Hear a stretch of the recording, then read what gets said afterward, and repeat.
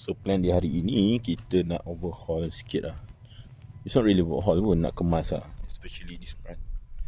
Ada warga dengan pokok pakis ni mati. Dia tak hidup balik. Tapi aku plan untuk buang. Yang ni pun macam ni aja. Ni lepas kena makan dengan lembu. Annoying gila. Dan kita akan trim sikit. Dalam ni dah penuh dengan hydrelia tau. Terlalu banyak. And kinda terkejut sekat baru tahu sebenarnya hydrelia ni dia berbunga. Nampak ni?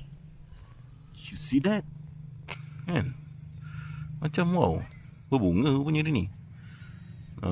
So kalau kita tengok kan, zoom sikit bila aku angkat. Bunga hydrelia. Masalah aku pun nak trim. Member dah berbunga. Harus bagaimana?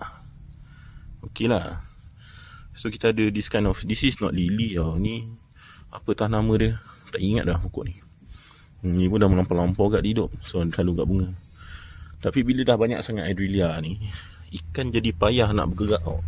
So disebabkan kat situ je kosong. So diorang selalu main area sini. Tapi itu pun dah tak pernah kosong kan, dah penuh kan.